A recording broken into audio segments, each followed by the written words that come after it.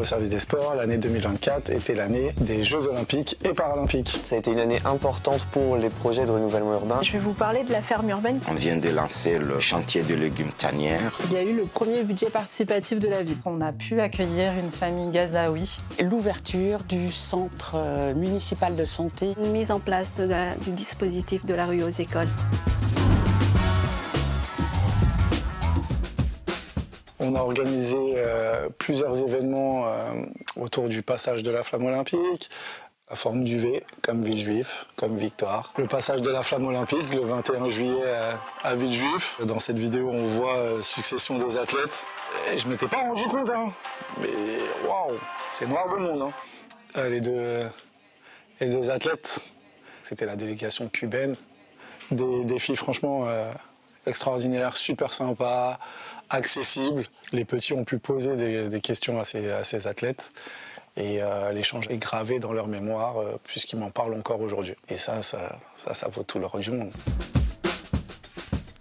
Le budget participatif, c'était des projets, des votes et des ateliers de travail. En tout, nous, on a eu à traiter plus de 130 projets. C'est le premier atelier où les porteurs ont expliqué où pouvaient se trouver leurs projets sur le quartier. Ils sont devant une carte et voilà, ils donnent à voir où est-ce que pourrait être leur projet.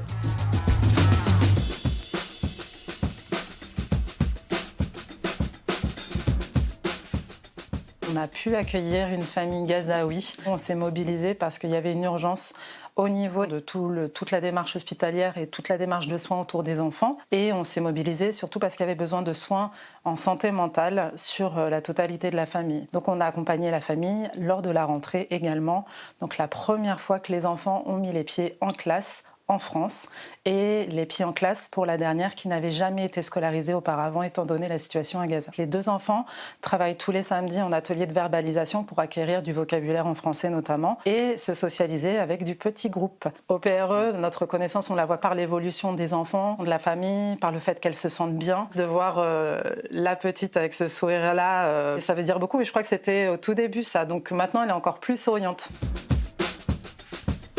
On a lancé les légumes bio dans les crèches et ça passe bien, on travaille bien avec la ferme des tanières. Et je participe avec les enfants à leur montrer les légumes que je prépare, le nom de légumes. On utilise les herbes, du persil, des échalotes que la ferme nous livre. Je goûte la cuisine. Les légumes sont bons et même les enfants, ils aiment bien manger ces petits légumes. C'est un site de 3 hectares qui va être préservé. On a un axe pédagogique fort avec la volonté de construire des ateliers autour du mieux manger. Un axe aussi tourné autour de la santé. La première photo, c'est l'événement de la ferme urbaine. C'était le premier événement d'ouverture un peu officiel finalement de ce site. On a eu, il me semble, plus de 500 participants. Et c'est vrai qu'à chaque fois que des nouvelles personnes visitent ce site, elles sont un peu émerveillées par la beauté des lieux finalement.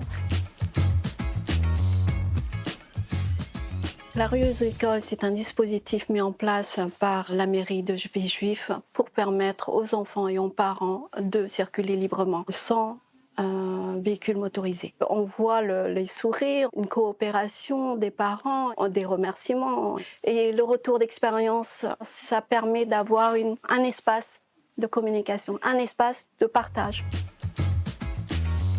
C'est un centre municipal universitaire. Je crois qu'on est une des rares villes en France à en avoir ouvert un cette année. La réussite de ce centre, c'est aussi le lien qu'il y a eu entre toutes les équipes et c'est le lien qu'on a avec les professionnels de santé de la ville. C'est agréable d'avoir un centre neuf, il y a de la lumière. Du coup, il est beau en plus. Venez le visiter, il est bien.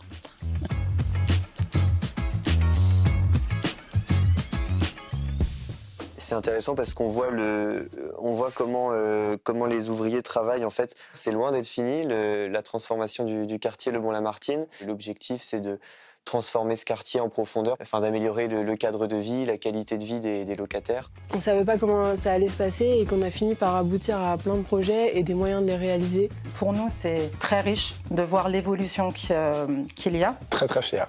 surtout de représenter Villejuif dans ces moments-là. Je souhaite à tous les habitants de Villejuif une très bonne année 2025. Une année d'union et de partage. Restons unis pour une santé pour les Villejuifois. Continuons le projet Le Bon-Lamartine pour plus de concertation avec les habitants. Travailler ensemble autour de la transition écologique, autour de l'alimentation durable. Faire preuve de solidarité, d'entraide et d'écoute et de bienveillance. Une bonne année 2025. Une excellente année 2025.